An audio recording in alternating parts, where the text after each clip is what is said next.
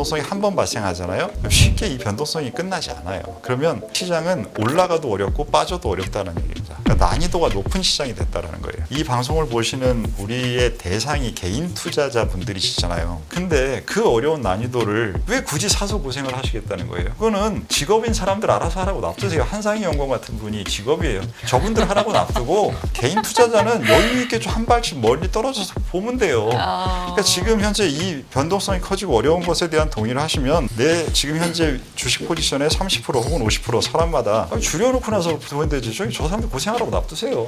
저는 제 일이 아니라서 그렇습니다. 네. 그러니까 일반 어느 정도 현금을 좀 네. 갖고 있는 게 좋겠다. 그러니까 방향이 되기 전에. 근데 그렇죠. 어려우니까. 오종태 전 타이거 자산운용 투자전략 이사님 모셨습니다. 어서 오세요. 안녕하세요. 안녕하십니까. 반갑습니다. 네. 제가 좀 이사님 말씀을 자주 듣고 싶다라고 생각을 했는데 더 아주 자주 들을 수 있는 방법이 생겼다고 제가 들었거든요. 본격적으로 너튜브 오종태 투자병법 시작하셨다고 들었거든요. 일단 네. 축하드립니다. 감사합니다. 아니 저희도 다 오늘 구독했습니다. 아유, 네, 네, 이제 당장- 구독자가 돼주셔서 감사합니다. 그럼요. 저희 전우님이라고 부르거든요. 네. 아니 그래서 좀 투자병법 채널명부터 네. 예사롭지가 않아서 네, 네. 어떤 내용으로 앞으로 끌어가실 예정일까요? 일단 제가 혼자 하면 이렇게 좀 크게 시작을 못 하는데 다행히 저희 어스 얼라이언스라는 투자 교육 업체랑 협업을 통해서 지금 진행을 하는 거라 그쪽에서 이제 여러 가지 컨셉과 여러 가지 저와 같이 할 수 있는 방식 이런 것들을 정해서 제 담당 PD님께서 방향을 네. 정해주시면 아하. 저는 거기에 맞춰서 이렇게 하라 그러면 이렇게 하고 저렇게 하라면 저렇게 하고 하고 있습니다. 네, 그래서 저희의 목적은 결국 이제 투자에 도움이 되는 교육을 해드리는 게 저희의 목적입니다. 네. 네. 지금 당장 들어가시면 영상이 네, 있고 여러 가지 바로 올라와 보실 있습니다. 수 있는 거죠? 네, 네. 그래서 오늘 설명드릴 내용도 1시간 동안 굉장히 많은 주제를 다룰 것 같은데 그러한 주제들의 여러 가지 세부적인 항목들도 있으니까요. 참고해 주시면 감사하겠습니다. 좋습니다. 네. 자, 일단 저희도 오늘 귀한 발걸음 해주신 만큼 또 네. 시청자분들께 도움드릴 수 있는 이야기를 많이 여쭤볼 텐데 첫 질문으로는 어떤 내용을 한번 여쭤볼까요, 위원님? 우리가 5일 날이 하필이면 월요일이었습니다. 네. 그리고 한국장이 9%쯤 빠지고 미국장은 안 빠져. 일본이 13% 빠져서 또 블랙 먼데이라고 얘기하는 분들이 되게 많아요. 근데 사실 주가는 벌써 많이 회복을 했고 미국 증시는 벌써 S&P 500 기준으로는 고점 대비 1%밖에 밑에 안 있습니다. 그렇죠. 진짜 회복인 거냐 네. 아니면 여진이 있는 거냐 네. 요거 얘기 한번 들어보면 좋을 것 같습니다. 네, 먼저 결론을 말씀드리면 지금은 다시 조심해야 될 때라고 생각하고요. 결론은 그 결론은 왜 그렇게 생각하냐면 지난 한 달 전에 그 두 분과 제가 나와서 방송을 했을 때가 네. 트럼프 피격 사건 있고 바로 화요일 날이었어요. 맞아요. 그렇기 때문에 시장이 조정받기 바로 전날이었습니다. 한마디로 지난 피크 때 같이 방송을 했었는데 그 당시에 그 다음 날 왜 그럼 그 다음 날부터 시장이 급락을 했느냐? 라는 부분들에 대해서 뭐 당연히 사람들의 생각은 다르겠지만 저는 그 다음 날 깜짝 놀란 게 트럼프가 금리 인하를 하지 말아라라고 얘기를 한 부분이에요. 누구나 다 알고 있다시피 트럼프는 사업가 장사꾼이기 때문에 금리가 낮은 걸 선호하는 사람이 금리를 낮추지 말라고 얘기하는 거는 제 귀에는 어떻게 들렸냐면 이 사람이 자기 대통령 됐다고 생각하는구나. 이미 대통령이 됐기 때문에 대통령이 된 상황에서 자기가 취임식 하기 전까지 시장이 박살나도 그러면 자기가 더 공을 세울 수 있는 폭이 만들어지는 거잖아요. 그렇기 때문에 시장이 올라가는 걸 원치 않는구나. 그리고 부통령을 지목한 것을 보고는 그 생각에 대한 확실성을 더 얻었습니다. 왜 그러냐면 부통령은 표에 전혀 도움이 안 돼요. 자기의 지지층과 동일하게 겹치는 젊은 친구를 선택을 했는데 그렇게 되면 이거는 이미 투표에서 이겼다는 사람의 행동으로밖에 해석할 수가 없었어요. 그러면 그 두 가지로 트럼프 쪽에서 주식시장이 올라가기를 11월까지 원하지 않는다. 그 상황에서 민주당에서도 그 부분을 이겨보겠다고 바이든이 아직 사퇴하기 전에 중국과 반도체 관련된 부분에 대해서 노이즈가 나오는 행동을 또 하겠다라는 얘기를 나왔으면 민주당과 공화당 두 측면에서 기댈 데가 없더라고요. 그러면 지금 지난 6개월 혹은 연초부터 계속 시장에 대해서 나와서 말씀드릴 때 이거는 의도가 있는 부분이 중요하다. 민주당이 선거를 이기기 위한 그러한 의도를 페드의 협조와 앨런의 주도하에 실행할 것이다라는 부분이 중요하다라는 말씀을 드렸는데 그 비빌 언덕이 없어지는 상황이 되는 상황이라 시장은 굉장히 방향성을 잡기 어려워하겠구나라는 생각을 해서 조심해야 된다는 생각을 했고, 두 번째는 엔캐리 트레이드가 전혀 생각하지 못했던 방식으로 발생을 했잖아요. 네. 근데 엔캐리 트레이드의 폭은 잘 아시다시피 계산이 불가능합니다.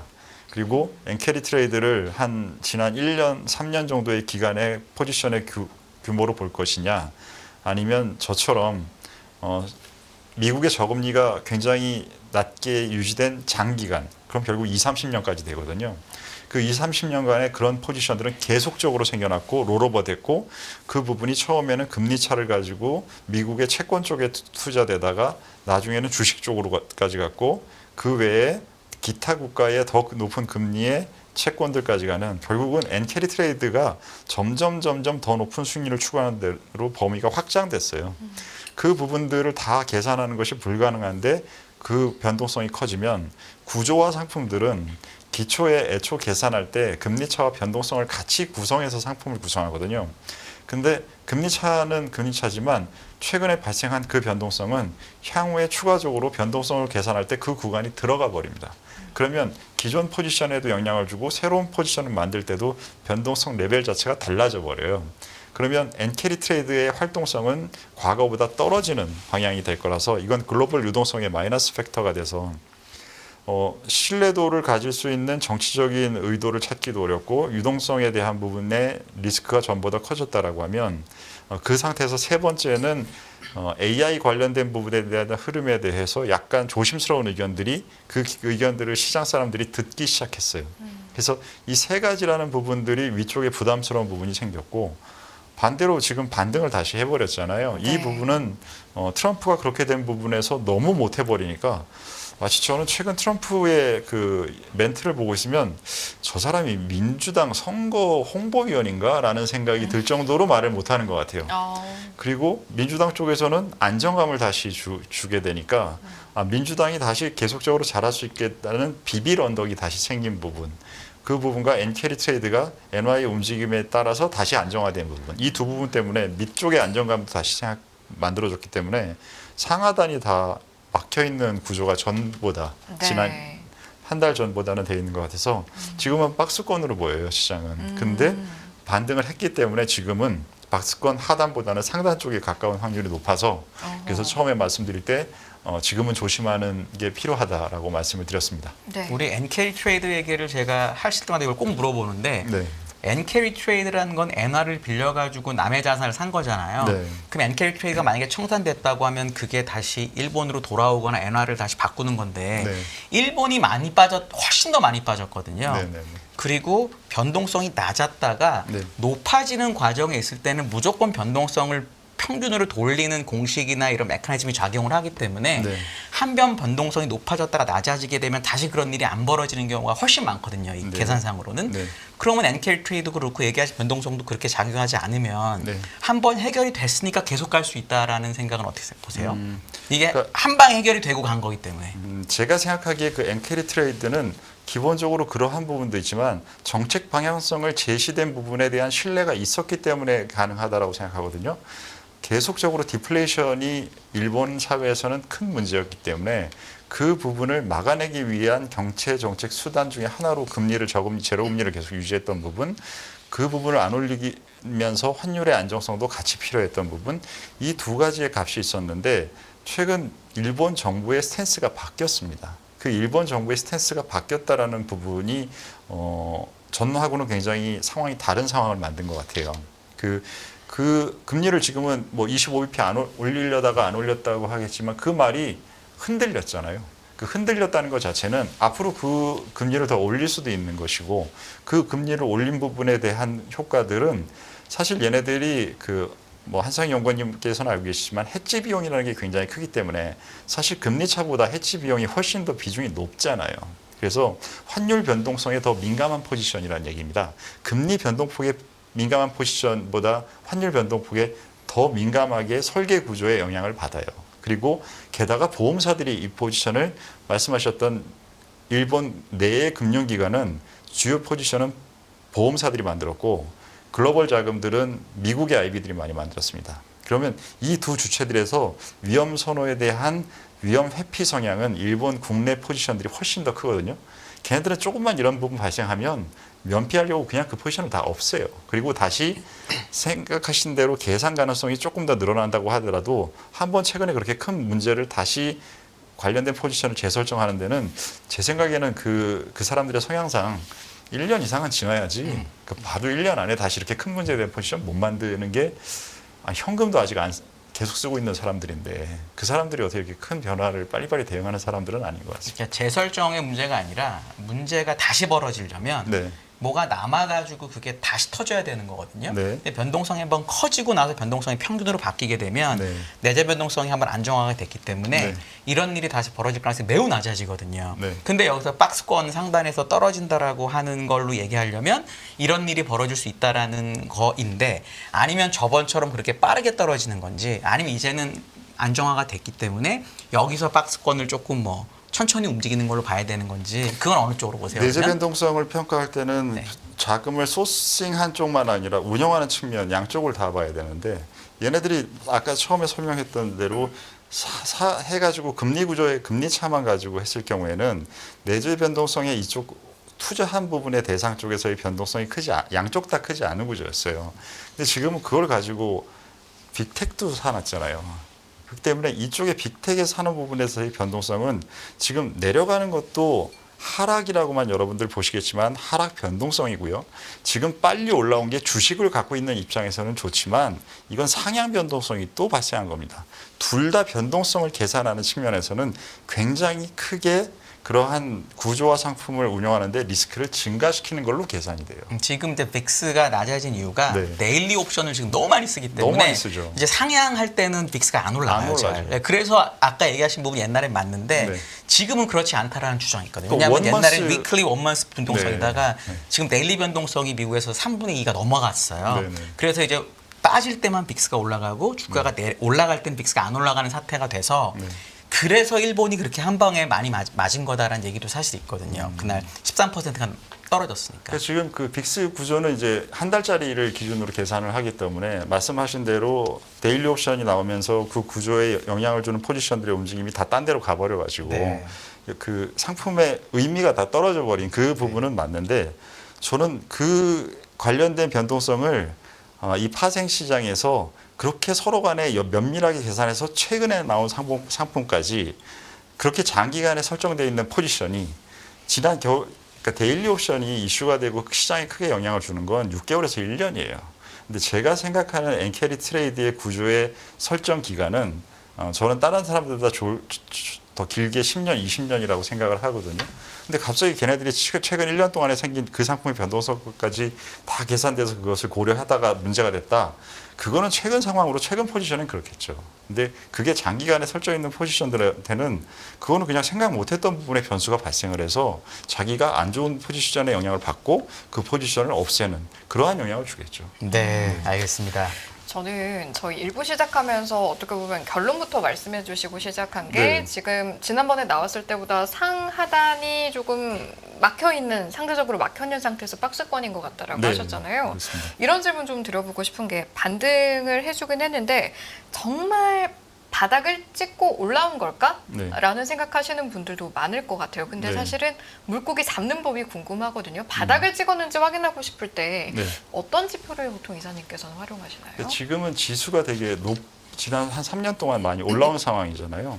그러니까 지수가 그러니까 산의 능선으로 표현을 드리면 지금 7분 능선 이상이 사는 되게 높은 구간이고 네. 1분 능선에서 3분 능선까지는 되게 낮은 쪽일 거잖아요. 그럼 이 중간 부분이 가장 안정적으로 시장이 움직입니다. 그러면 시장이 안정적으로 움직일 때는 가격도 대부분 많이 상승하면서 여러 가지 위험 자산들과 안전 자산들과 이러한 관계들이 형성이 잘 돼요. 그래서 금리와 채권 그 주식과의 상관관계도 잘 연동돼서 움직이고 그런데 지금 최근에는 금리의 상관관계가 왔다 갔다 거리잖아요. 어떤 날은 금리가 빠져서 좋다고 그러고 올라서 좋고 이런 것들은 주로 하단과 상단에서 발생을 합니다. 그럼 왜냐하면 이게 변곡점에 가까워지게 되면 이 변곡점에 가까워진 상태에서 얘가 흔들리는 움직임들의 변동폭이 최근에 그러한 엔캐리 사태에서 보셨던 것처럼 커지는 변수들이 예상치 못한 것들이 막 시장에 끼어들게 되면서 네. 그러면서 이 가격들의 움직임에 서로 간의 관계의 영향을 이상하게 줘요. 그래서 최근에는 보시면 시장이 하락할 때 금 가격이 안전자산의 대표적인 성격으로 올라갔습니다. 근데 지금 반등을 하는 구간에서도 금 가격은 더 올랐어요. 이거는 안전자산과 위험자산 간의 상관관계가 일치되고 있는 모습이 아니에요. 그리고 하락하는 초기에는 코인도 가격이 올랐어요. 그리고 코인과 단기 채권 가격이 급등했습니다. 이거는 안전자산으로 통화 관련된 금리 낮은 기간이 짧은 채권들 같은 경우에는 현금성 자산이라는 평가를 해줬던 것 같아요. 근데 갑자기 빠지는 중간에 코인 가격은 급락으로 바뀌어버려요. 그럼 처음에는 안전자산처럼 보여주는 쪽에 붙어 있다가 중간에는 갑자기 위험자산으로 돌변해버리거든요. 이거는 움직임에 대한 상관관계들을 계산하기 굉장히 어려워지는 겁니다. 그러면 네. 이 상관관계가 다시 안정성을 얻었다 그러면 다시 추세를 만들어낼 수 있는 확률이 높아서 저는 박스권보다는 다시 각도가 낮지만 상승할 수 있는 가능성이 더 전보다는 높게 볼 것 같아요. 근데 지금은 그러한 가격들 간의 상관성이 굉장히 안 보입니다. 그렇기 때문에 지금은 박스권으로 보는 거죠. 그래서 가격들 간의 연관된 상관관계를 많이 봐라라는 네. 게 결론적으로 말씀드릴 수 있는 답변입니다.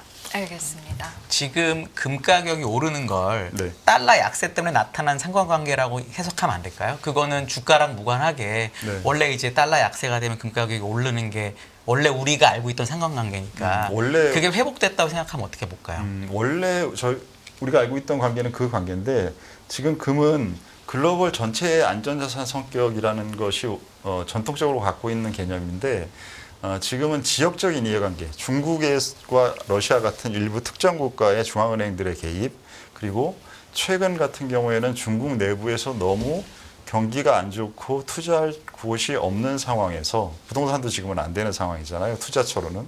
그 상태에서 돈을 밖으로 내보내진 또 못하게 하니까 그러니까 그 부분의 돈이 금과 채권 쪽에 중국의 국내 자금이 많이 가고 있는 것 같아요. 그러다 보니까 전통적인 그러한 안전자산에 대한 글로벌적 차원보다는 지역적 그 이해관계가 더 많이 강하게 반영되고 있어서 조금은 지금은 다른 상황 같아요. 네, 알겠습니다. 9월 FOMC 전으로 네. 한 번 더 출렁일 수도 있겠다. 이런 의견들도 있는데 여기에 대해서는 혹시 덧붙여 주실 의견이 있나요? 잭슨홀부터 갈까요? 그러면 잭슨홀 나아가서 9월 네. FOMC까지 어떤 이야기가 나오느냐에 따라서 또 어떻게 작용을 하게 될지 그럼 시나리오를 좀 정리를 해보죠. 네, 그러면 잭슨홀은 기본적으로는 원래 중요한 회의가 아니었다가 이제 버냉키 그때 페드 의장이 중요한 발표를 거기서 하면서부터 이제 많이 중요한 부분인데 그러니까 잭슨홀은 말씀드리면 중요할 때가 있고 안 중요할 때가 있습니다. 항상 중요한 회의가 아닙니다. 이번에는 사람들이 전반적으로 많이 중요한 회의가 될 것이라고 생각을 하시는 것 같은데 저는 안 중요한 회의로 끝날 확률이 더 높은 것 잭슨홀이 같아요. 중요할 때는 언젠데요? 뭔가 잭슨홀이 중요할 때는 거기서 중요한 발표를 해줬을 때고 그 중요한 발표를 했을 때 버냉키 때는 시장이 플러스 값으로 많이 반영을 했고 네. 파월 같은 경우에는 마이너스 값으로 많이 반영을 했었습니다. 근데 그 두 개의 발표가 결국은 시장이 굉장히 안 좋을 때 주로 나타났던 것들인데 지금은 네. 시장이 너무 지수가 높아요. 그러니까 너무 죽을 것 같은 애들한테 살려주는 인공호흡기를 그런 거를 줄 때는 이 회의도 이용이 되는데 저는 지금이 그렇게 페드가 뭔가 굉장히 급해서 급하게 9월 달에 있는 회의에 앞서서 인공호흡을 시켜야 되는 상황이라고 경제를 보고 있을 거라고 생각하지 않습니다. 그렇기 때문에 저는 이번 잭슨홀 미팅에서는 네. 별게 없을 것 같은데요. 네, 그렇게 생각합니다. 9월 FOMC는요? 9월 FOMC는 중요하죠. 9월 FOMC는 한상희 연구원님도 25bp를 생각하시나요? 저는 25bp를 하는 게 시장에 가장 좋다라고 생각합니다. 네, 저도 25bp가 될 확률이 가장 높다고 생각을 하는데 50bp를 하면 대략 안 좋은 신호가 될 거라는 생각들도 많이들 하시고 장 많이 이미. 빠질 것 같아요. 50 하면. 그렇게 네. 생각을 하는데 그럼 25bp를 하면은 뭐 괜찮을 거냐라는 부분에서 시장이 그걸 플러스 값으로 여길 거냐 아니면 플랫이냐 마이너스라는 세 가지 중에서 저는 사람들이 플랫이라는 부분은 이미 가격에 넣어놨습니다. 특히 채권 시장에서는 다 들어가 있어요. 그래서 채권 시장이 연초를 생각해 보시면 6번 막 7번 이렇게 인하하는 기대도 가졌었다가 다시 그 부분을 다시 되돌려 놨다가 뭐 왔다 갔다 거리고 있는데 우리가 많이 그 코스톨라니 선생님이 개가 앞서갔다 뒤서갔다 이렇게 비교를 하는 것처럼 채권 시장의 그 속도가 과거보다 엄청나게 빨라져 있습니다. 그래서 이미 채권 시장은 제가 생각하기에는 25bp에서 50bp 사이 정도를 반영하고도 있을 수 있을 것 같아요. 그렇기 때문에 채권 시장에서 이것을 더 다루어 줄 부분이 없습니다. 그러니까 유동성이라는 그러한 지표 측면에서는 이미 가격에 다 들어가 있다는 거죠. 그래서 주식 시장에서는 지금 생각하기에는 중립보다는 플러스 값보다는 중립 살짝 아래의 결과가 25bp가 발표되는 날 저는 반응할 수도 있다고 생각합니다. 반응을 한다는 부분에 있어서 이제 지난번 폭락 사태처럼은 아니지만 네. 그래도 좀 출렁인다 네. 이렇게 움츠려들 정도로는 조금 걱정을 할 필요가 있을까요? 그거는 지금 지난 한 달 동안에 가격이 급락하고 급등하는 사이에 미국 시장이든 우리 시장이든 거래가 많이 죽었어요. 그 얘기는 대부분의 사람들은 포지션을 변동하지 않았다는 얘기입니다. 네. 워렌 버핏 회장님 같이 일부의 투자자들 말고는 포지션 변동이 거의 없어요. 그러면 그 포지션 변동이 없는 상태에서 가격이 추가로 한 방향으로 움직이게 되면 그때부터는 가격이 생각을 만듭니다. 어떠한 생각이 있기 때문에 그 생각대로 사람들이 가격을 자기는 좋게 보이는데 가격이 빠지면 주식을 사야 되잖아요. 그게 아니라 가격이 빠지면 안 좋아 보이게 되는 거죠. 그 가격에 따라서 휘둘림은 시장의 변동성을 키우게 됩니다. 그리고 기존의 한 달 동안에 우리는 최근 기억을 오래된 기억보다 더 크게 영향을 받는데 최근 한 달 동안에 커진 변동성의 기억은 매매를 안 했지만 자기가 겪으면서 가지고 있어요. 그 부분의 영향을 심리적으로까지 같이 받을 겁니다. 그러면 변동성은 커지겠죠. 그렇기 만약에 때문에 그래서 관련해서 지금 거래량이 죽긴 했는데 네. 미국 기준으로 보면 네. 우리나라가 이제 9% 빠진 날 네. 미국 나스닥이 6%로 시작을 해서 네. 그날 마이너스 2.4%로 끝나면서 장대 안봉이 나오고 네. 거래량이 그날 터졌거든요. 그렇죠. 그러면 이제 그날 장중 S&P 500 장중 저점이 5,100 얼마인가 그런데 네. 그 저점까지를 만들어 준 거냐 그날 거래가 터지고 장대 안봉이 나오면서 네. 아니면 그럼에도 불구하고 얘기하신 것처럼 네. 생각이 매매를 만들기 때문에 네. 주가가 흔들리면 그 전저점을 깨러 갈 거냐에 대해서는 어떻게 보세요 그러면? 그것은 우리가 가장 기본적으로 생각해야 되는 밸류에이션으로 볼 수밖에 없는 기준을 잡을 수 있는 게 그거밖에 없다고 생각하고요. 지금 현재가 다시 고점 근처로 상승했기 때문에 미국 기준으로 한 21배 근처가 20배에서 21배 사이가 될 것 같은데 네. 그때 평균적으로 우리가 지난 10년 정도 보면 한 16.5배 정도 되는 거잖아요. 그리고 당시 그때 급락했을 저점 갔을 때가 한 19배에서 18배 후반 정도 있을 텐데 그러면 그게 싼 밸류에이션은 아니라 부담스러움은 없는 밸류에이션까지 갔었던 구간이고 그 정도의 가격대면 사람들은 부담이 없다라는 생각 때문에 다시 접근할 수 있는 사람들도 있을 수 있을 것 같아요. 그래서 그렇기 때문에 저는 지금 박스권을 보는 거예요. 그 선에서 사는 사람이 없어야 그 구간이 깨져버리잖아요. 근데 지금은 아직은 그 정도 밸류에이션이면 살 수 있는 사람이 있다고 생각됩니다. 우리가 시장에서 급락이 정말 나타날 때는 막 40배 되던 밸류에이션이 30배, 25배 갈 때 깨지고요. 그다음 두 번째는 돈을 이 정도 벌 줄 알았던 회사가 돈을 100을 벌 줄 알았는데 30밖에 못 벌어 라는 회사들이 나타나서 밸류에이션에 대해서 믿을 수 없어. 신뢰도가 깨졌을 때 나타나야 되는데 지금 현재는 밸류에이션을 미국 시장에서 깰 수 있을 정도로 어닝에 대한 신뢰도가 낮지 않습니다. 왜 대부분 다 빅테크가 버는 거고 네. 작은 회사들 490 몇 개의 회사들은 이미 돈 번다고 생각도 안 하고 있었고 이제 금리를 낮춰주면 쟤네들이 예전보다는 나아지는 환경이 되겠지라는 것을 우리가 평가해주고 있는 거지 쟤네들이 당장 돈을 더 벌겠지라는 평가의 구간은 아직 아니잖아요. 그렇기 때문에 제가 생각하기에는 밸류의 그 숫자에 대한 신뢰도가 무너지면서 시장이 빠지는 그것은 없을 것 같아요. 그래서 저는 지금은 하단도 약한 하단은 아니다라고 그러면 생각합니다. 저번에 우리나라 같은 경우는 장중 2,370인가였고 네. 미국은 5,100이었는데 네. 아무리 보더라도 요 하단은 그래도 생각보다 단단하다. 지금 현재는 그 선거가 또 사이에 있잖아요. 그렇죠. 그 사이에. 그래서 지금은 장기 예측이 그렇게 가능한 구간은 아닌 그럼요. 것 같습니다. 네, 대선 그래서 전까지라도. 지금은 저는 그냥 올해 정도로 생각하고 올해 정도. 있고요. 네. 올해 정도로 봤을 때의 기간 안에서는 그 하단에 대한 기업 이익의 신뢰도는 높다라는 생각을 하고 있습니다. 하나만 요구하지 또 여쭤보면 네. 제가 이 실적 추정치를 보다 보니까 네. 2분기 실적이 사실 나쁘다고 우리가 생각하고 있는데 안 나쁜데요? 사실은 다 괜찮았어요. 네. 그래서 애널리스트들의 2024년 추정치가 우리나라도 그렇고 미국도 그렇고 상향이 됐거든요. 그렇죠, 그렇죠. 근데 25년께 상향이 안 돼가지고 안 돼서. 내년 그로스가 떨어지더라고요. 그렇죠. 이게 그러면 네. 보통은 나쁘게 해석하면 내년에 후진가 보다.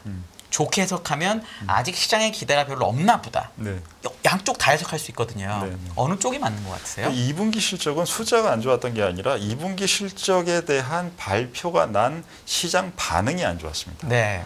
그게 정확한 그 해석이라고 저는 생각을 하고요. 네. 그래서 지금 올해에 대한 리스크는 없는데 지금 내년에 대한 부분에 대해서는 사실은 그 안 좋게 생각하려면 기본 가정에 큰 게 변화가 있어야 돼요. 뭐냐 하면 엔비디아에서 칩을 사가는 대형 회사들, 뭐 예를 들면 페이스북, 메타가 됐든 뭐 구글이 됐든 어디가 됐든 이런 데들이 지금 생각해 보니까 이 상황이 아니야. 네. 달라졌어.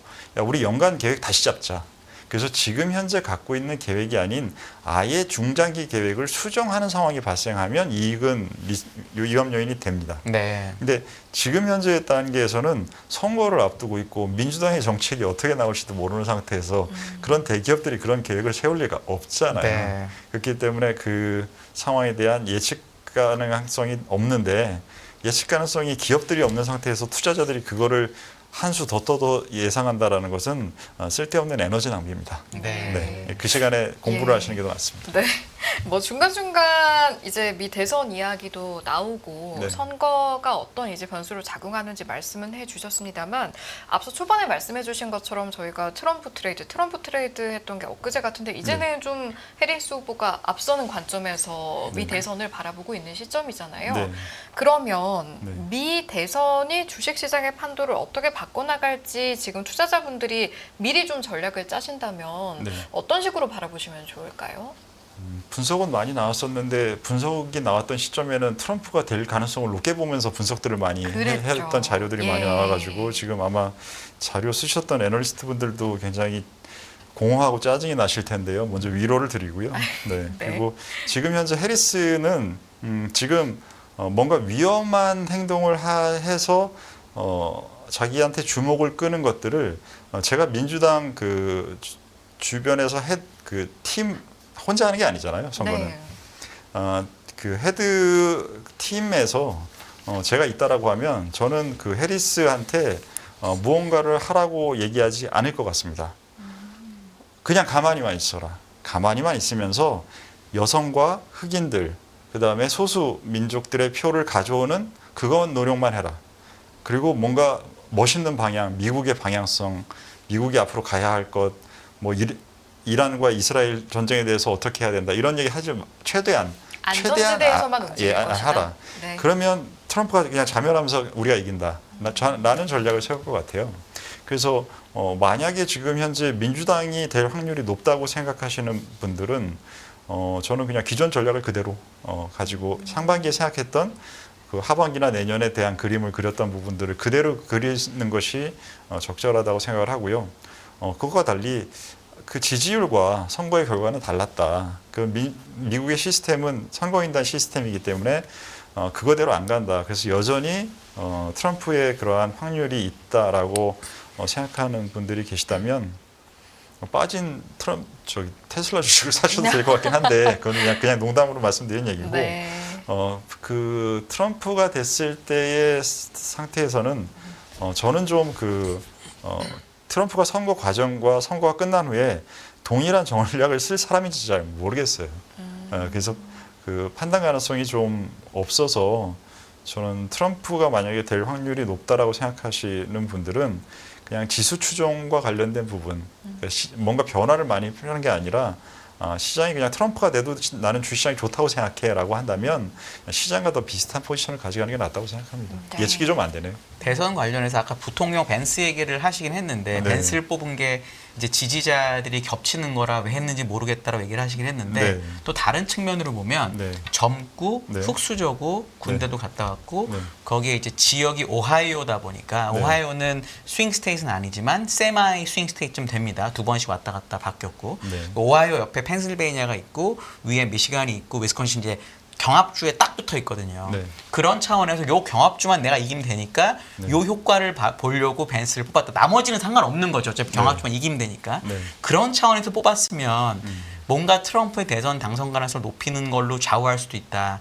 이렇게 보는 의견에 대해서 혹시 어떻게 보세요? 그분이 저는 머리가 되게 좋으신 분인 것 같거든요. 그분이 굉장히 사람들한테 마음과 머리를 울리는 책도 써서 굉장히 베스트셀러가 되셨었고 IT에 대한 부분을 너무나 잘 아시는 분이고 한데 그 혹시 테드 강연 나온 걸 보신 적 있나요? 아니요, 테드는 안 봤어요. 그분이 테드 강연에 나왔었던 영상과 지금 최근에 그 선거 운동을 하는 이 영상을 보시면 저는 그 잘 모르는 사람이 보면 다른 사람으로 보여요.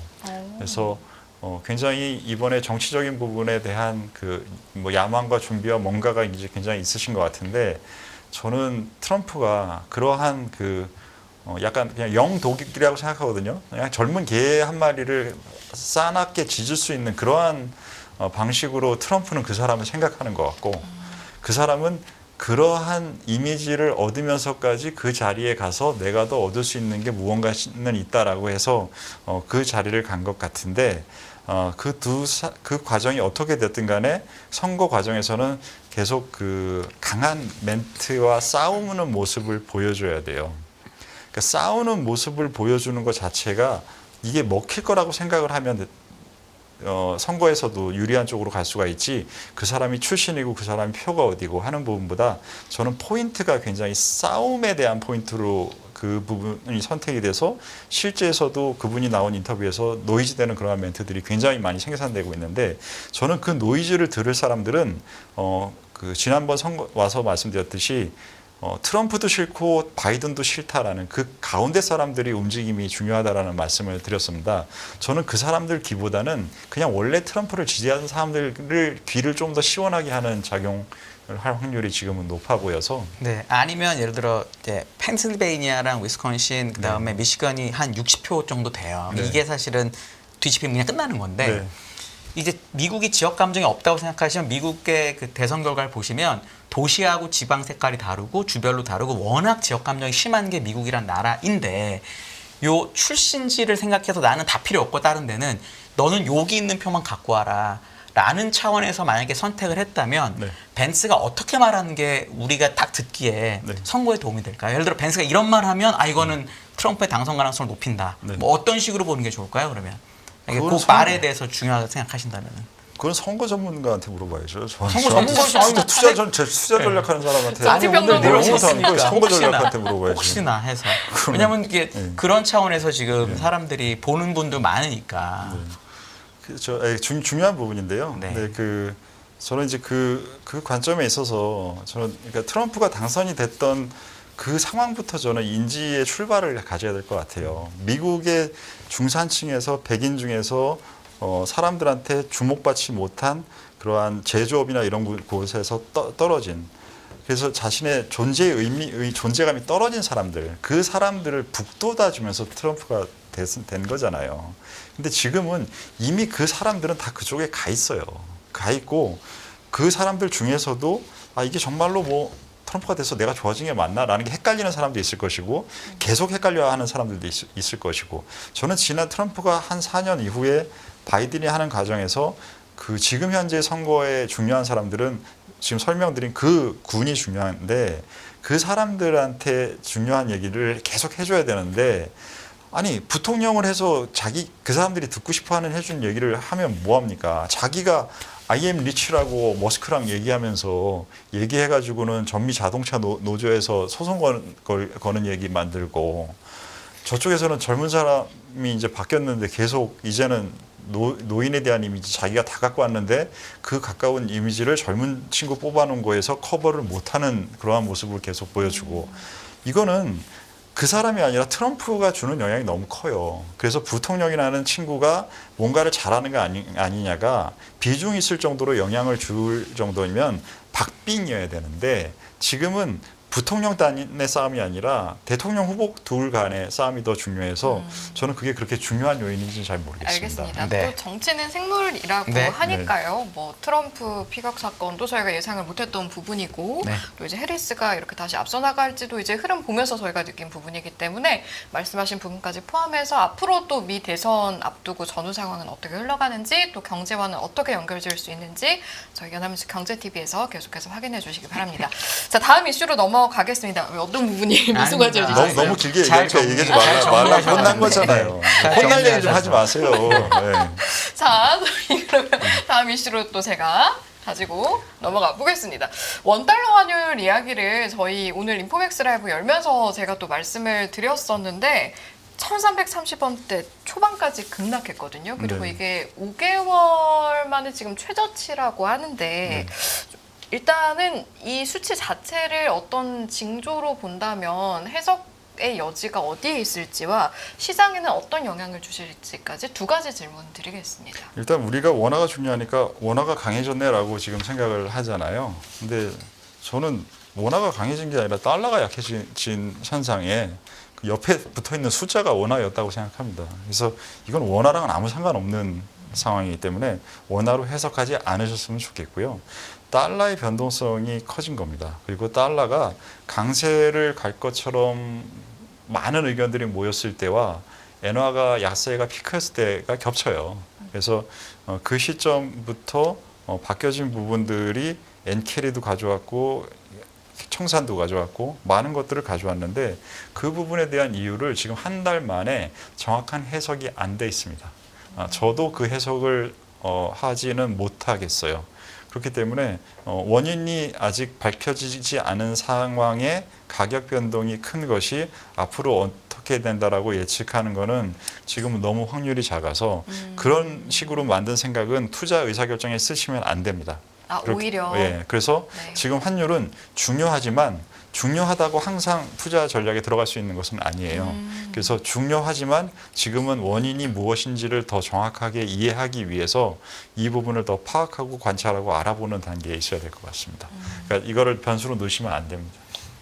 네. 오히려 그러면 역으로 변수로 넣어야 할 때는 네. 방금 말씀하신 부분에서 힌트를 얻어서 그때 넣으면 되는 네. 건가요? 그때는 달러와 엔화의 방향성, 지금 유로화는 전혀 별로 상관도 없이 움직이고 핵심 변수가 지금 바스켓 안에서도 지금 위안화도 아니고 그냥 엔화거든요. 네. 그러니까 지금 기본적으로 엔 달러 움직임의 변동성이 커져 있는 것이 아직도 커져 있는 상태로 보여요. 그래서 그 두 통화의 움직임의 안정성이나 아니면 그 움직임에 대한 이유나 이런 것들이 파악이 됐을 때 그때 넣어야지 지금은 뭐 판단이 안 됩니다. 네. 네. 중요하다고 해서 넣는 게 아니다라는 말씀이 그렇습니다. 또 뭔가 마음속에 들어오는 것 같습니다. 네. 저희 이제 섹터 이야기를 좀 그러시죠. 우리 해볼까요? 엔비디아가 140달러가 넘었다가 네. 장중에 90달러 한 초반까지 갔었고요. 네. 그리고 지금 다시 130불 다시 왔는데 이제 원래 아까 얘기하신 것처럼 항상 생각이 매매를 만든다고 95불 될 땐 70불 될 것 같고 130 되면 160 될 것 같잖아요. 그렇죠, 그렇죠. 어느 쪽이 맞는 것 같으세요? 지금 90불 상태입니까 현재 가격이? 아니 130이죠 지금. 지금 현재는 130으로? 그러니까 90에 갔을 때는 70 갈 것 같고 지금 130 됐으니까 160 갈 것 같은 거죠. 네. 이럴 때는 어떻게 하는 게 좋을 것 같냐? 왜냐하면 엔비디아가 또 하필이면 다음 주 실적 발표가 그렇죠. 있습니다. 그렇죠. 그리고 그 다음 날 브로드컴도 있고, 딱 AI의 대표주 두 개가 있는데 네. 그런 차원에서 어떻게 대응하는 게 좋을지 얘기해 주시면 좋을 것 같아요. AI의 대표주면서 시장이 조정받기 전에 AI에 대한 약간의 의심을 사람들이 가격에 넣어주고 있는 구간이었었다가 맞습니다. 하락하는 중간에 젠슨 황이 CEO가 얘기한 그 약간의 원래 방향성을 다시 강조하는 흐름을 그때 시장이 반영을 조금 했어요. 좋은 쪽으로. 그것은 젠슨 황의 얘기는 아직은 먹히는 그러한 상황에 있다라는 것입니다. 네. 가장 중요한 것은 지금은 젠슨 황의 멘트가 먹히냐 안 먹히냐예요. 왜 그러냐면 숫자는 강한 상태가 이미 지속이 되고 있어요.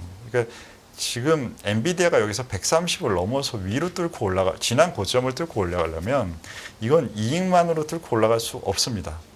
이익과 밸류에이션 확장이라는 두 개를 동시에 얻어야 지난 고점을 뚫을 수 있는데 이 밸류에이션의 확장은 젠순왕의 얘기를 당연히 시장이 듣고 있어야 돼요. 근데 빠지는 과정에서는 듣고 있었는데 올라가는 과정에서 듣고 있는지는 이번 실적 발표 때 그 반응을 해서 사람들이 읽을 겁니다. 네. 그래서 이번 실적 발표에서 나오는 멘트들에 대해서 시장이 읽는다라고 하면 조금 더 올라갈 수 있는 확률이 있다라고 생각을 하는데 저는 말씀드린 대로 시장을 박스권으로 보고 있고 지금 현재를 박스권 상단으로 보고 있는데 가장 대표주인 엔비디아는 시장과 연동성이 지금은 굉장히 높아진 지난 6개월, 1년 전에는 엔비디아와 시장의 연동성은 거의 없었습니다. 시장이 어떻게 되든 엔비디아는 오르는 거였죠. 그렇기 때문에 완전 자산이라는 얘기를 우리가 했잖아요. 근데 지금은 엔비디아도 시장의 영향을 받습니다.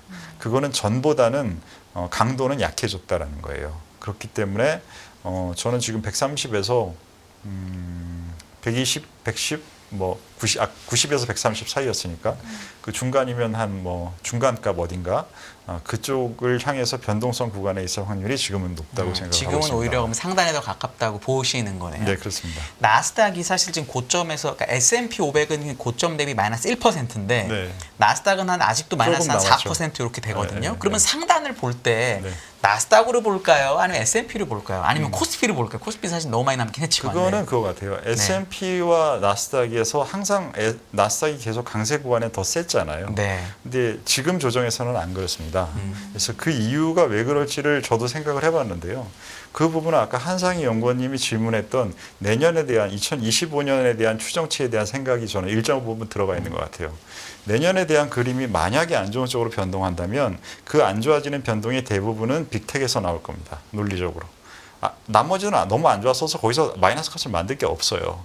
그렇기 때문에 25년에 대한 뭔가의 불안감을 갖고 있는 사람은 지금 현재 나스닥과 S&P 둘 중에 뭐가 더 편하냐고 하면 S&P가 더 편해요. 네. 그 시각이 저는 일정 부분 들어가 있을 것 같습니다. 네. 국내 시장으로 좀 눈을 돌려보면 저희 아까 엔비디아 이야기했습니다만 엔비디아를 바라보면서 국내 반도체 투톱을 바라보면 저희도 지금 저희도 지금 표정이 이렇게 되는 게 네. 이렇게 결핍이 좀 느껴지고 상대적으로 약세인 것만은 분명하잖아요. 삼성전자 여신님이 그렇게 말씀하시는데 네, 전자는 대신 잘 빠졌잖아요. 자아가 두 개 네. 있어요. 그렇게 네. 진행자 자아와 삼전 주주로서의 자아는 지금 항상 울고 있고요. 네.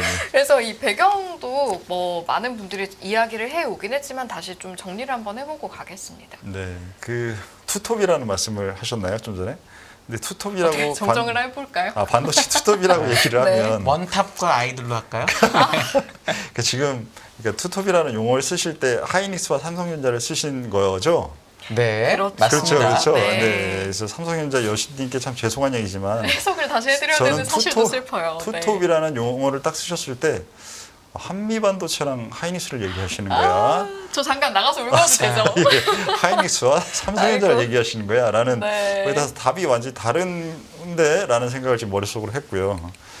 한미 반도체와 하이닉스가 투톱이라고 생각합니다. 네, 투톱이고요. 네. 근데 이번 그 하락과 반등 폭을 보시면 엔비디아 대비 과거에 보였었던 그 강도가 한미와 하이닉스가 많이 줄었어요.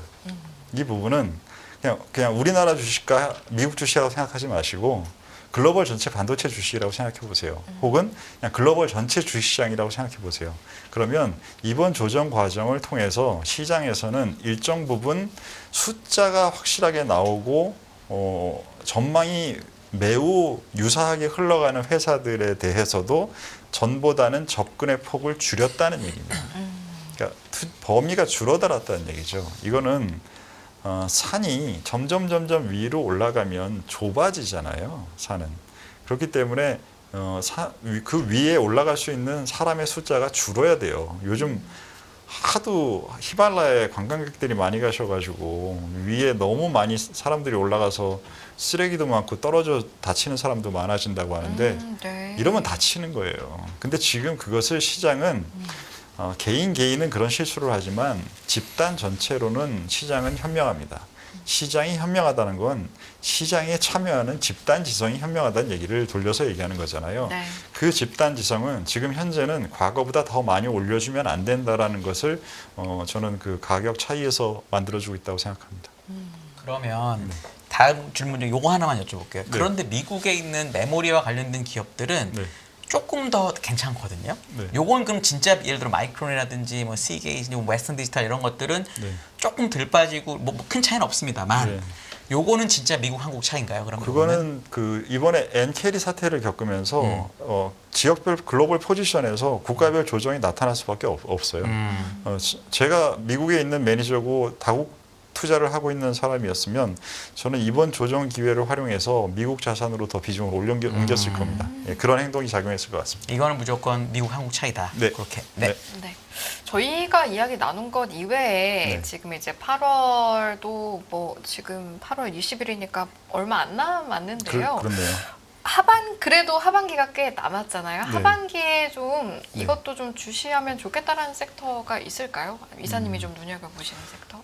지금은 그 가장 대장 섹터인 IT가 흔들려 버리면서 그 부분을 커버하기 위한 뭔가의 노력을 할 때 그 두 가지 종류를 가지고 하시는 것 같아요. 하나는 디펜시브인데 옛날 우리가 전통으로 얘기하는 유틸리티 이런 디펜시브를 얘기하는 게 아니고 바이오나 제약을 가지고 미국 시장에서나 한국 시장에서나 그렇게 그 바이오 업종에 대해서 접근하시는 것 같고요. 두 번째는 전망과 이익 둘 다 이제는 둘 중에 하나만 가지고는 모자란다. 숫자도 나오고 전망도 좋은 애를 가지고 한다. 그게 이제 뭐 라면이라든가 아니면 그 화장품이 좀 최근에 좀 많이 과포지션에서 뭔가 포지션 조정이 있는 것 같고요. 조선은 아직 그 역할을 이제 하는 것 같아요. 특히 내년에 대한 숫자 전망이 같이 밝은 부분을 반영할 수가 있기 때문에 그래서 조선과 바이오라는 두 부분을 사람들이 그러한 피그의 수단으로 활용하고 있는데 변동성이 지속된다면 그 두 개보다 더 좋은 다른 대안을 찾기는 저는 어려울 것 같아요. 그러면 그 두 업종에 대해서는 그거를 커버하기 위한 노력이라든가 상대적인 선호도가 지속될 확률이 지금 높은 것 같습니다. 네, 알겠습니다. 마지막으로 네. 변동성이 많이 커졌고 변동성이 커졌을 때 어떻게 해야 되는지를 이사님뿐 아니라 다른 고객 저희 많이 여쭤보잖아요. 네. 그럼 보통 어떻게 대응하라라는 얘기를 많이 해주는데 이사님 보시기에 이런 변동성이 앞으로 안 온다고 하더라도 올 수도 있잖아요. 그렇죠. 어떻게 대응하는 게 내가 쌀 때 주식을 안 팔고 비쌀 때 안 살 수 있는 마음가짐이 될지 어떤 무게를 가지고 있으면 유튜브 구독하는 거 빼고 네. 어떤 게 있을지 얘기를 좀 해주시죠. 네. 그러니까 지금 이게 항상 임기응변을 잘해야 돼요. 지금 보시면 이승현 군이 좀 전에 마지막 질문이라고 하면서 저한테 질문을 하셨는데 그러나 저는 질문 끝난 줄 알았거든요. 근데 지금 한상현 군이 또 마지막 질문을 해서 또 하시잖아요. 네. 그러면 저는 이거는 예상해서 없었던 일이 갑자기 발생한 그렇죠. 상황이 되잖아요. 마지막 두 번 네. 하시죠. 뭐. 그러면, 그러면 이거를 대응을 해야 돼요. 그러면 네. 임기응변을 해야 되는데 임기응변을 해야 되는 방법이 시장에서도 저는 마찬가지 중요한 구간이 될 것 같아요. 왜냐하면 선거라는 이슈가 있고 말씀하셨던 25년도에 대한 전망이라는 게 이번 분기 실적과 4분기 실적에 대한 예상을 하면서도 굉장히 왈가왈부의 논란이 작년 연말에 24년을 쳐다볼 때보다 훨씬 커질 것 같습니다. 그러면 그 구간에서 임기응변을 잘하기 위해서는 뭔가 고집스러운 부분들을 좀 줄여야 되고 지금 많이 시장이 올라와 있다는 건 사실이잖아요. 그러면 이 윗선에서 이렇게 변동성이 한 번 발생하잖아요. 그럼 쉽게 이 변동성이 끝나지 않아요. 그러면 굉장히 시장은 올라가도 어렵고 빠져도 어렵다는 얘기입니다. 그러니까 난이도가 높은 시장이 됐다는 거예요. 그러면 난이도가 높은 시장에서 이 방송을 보시는 우리의 대상이 개인 투자자분들이시잖아요. 개인 투자자분들이 저도 이제 개인 투자자예요. 네. 아니 여러분들하고 동일한 개인 투자자입니다. 근데 그 어려운 난이도를 왜 굳이 사서 고생을 하시겠다는 거예요? 그거는 직업인 사람들 알아서 하라고 놔두세요. 한상희 연구원 같은 분이 직업이에요. 저분들 하라고 놔두고 개인 투자자는 여유 있게 좀 한 발씩 멀리 떨어져서 보면 돼요. 그러니까 지금 현재 이 변동성이 커지고 어려운 것에 대한 동의를 하시면 내 지금 현재 주식 포지션의 30% 혹은 50% 사람마다 위험도 선호도 성향과 이것이 내가 정말 10년 보는 투자냐 포지션이냐 그럼 놔두면 되죠. 근데 아니라 한 6개월 안에 내가 변동해야 되는 포지션이고 계속 맞추려고 난 노력할 것이다 라면 줄여놓고 나서 보면 되지. 저 사람들 고생하라고 놔두세요. 저는 제 일이 아니라서 네, 그렇습니다. 네. 그러니까 일반 어느 정도 현금을 좀 네. 갖고 있는 게 좋겠다. 그러니까 방향이 되기 전에. 근데 그렇죠. 어려우니까. 네. 너무 어렵죠. 근데 네. 사람의 마음이라는 게 네. 밑에서 사고 싶고 네. 위에서 그냥 박스권이라고 하셨으니까 네, 네. 그렇게 하고 싶잖아요. 그러면은 그렇죠. 예를 들어서 코스피 기준으로 박스권을 정해놓고 네. 박스권이 밑에 왔을 때 네. 좀 사보고 네. 상단에 팔아보고 네. 만약에 하단을 깨면 뭐 손절하고 그렇죠. 이런 전략도 괜찮을까요? 괜찮은 지수 전략이- ETF로 보면은. 근데 정말 어려운 게 너무 잘 아시겠지만 박스권이라는 것은 가장 안 좋은 얘기가 나올 때 사야 되고 네. 가장 좋은 얘기가 나올 때 다시 팔아야 되는데 네. 그게 말씀하셨던 마음의 역방향, 네. 역발상에 대한 부분을 생각과 행동으로 연결할 수 있는 사람만 할 수 있어요. 네. 아, 내가 생각했었는데 그때 그랬는데 하고 못하고 그건 다 그냥 네. 자기 핑계 되는 거고 네.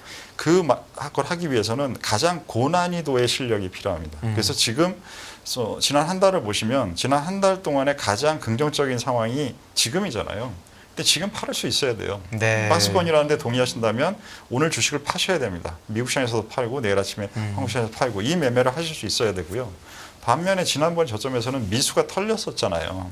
미수가 털릴 때 그 털리는 물량을 잡을 수 있어야 돼요. 네. 이게 되게 어렵습니다. 그렇기 때문에 제가 난이도가 높다 하는 거고 이걸 굳이 개인 투자자가 여기서 덤벼가지고 할 수 있는 거 사실 개인 투자자가 할 수 있다라고 말하고 나서 할 수 있다라는 확률을 제 생각에는 1%가 되지 않는다고 생각하는 거죠. 그렇잖아요. 네. 기관들도 마찬가지예요. 아, 네. 오늘 얼얼한데요. 너무 네. 너무 세게 팩트로, 때리신 거 아닙니까? 팩트로 맞아가지고 얼얼합니다. 네. 제가 저도 기관 아픕니다. 처리가 네. 아니거든요 이제는. 네. 알겠습니다. 개인 투자자들에 대한 네. 당부 말씀까지 저희 정말 마지막 질문 드렸고 네. 이제 1부 마무리하고 물러가겠습니다. 오종태 투자 방법으로도 함께하고 또 인포맥스 라이브에서도 자주 말씀 들려주시기를 기대하겠습니다. 감사합니다. 자, 1부는 오늘 이 시간 오종태 전 타이거 자산운용 투자 전략 이사님과 함께했습니다. 잘 들었습니다. 감사합니다.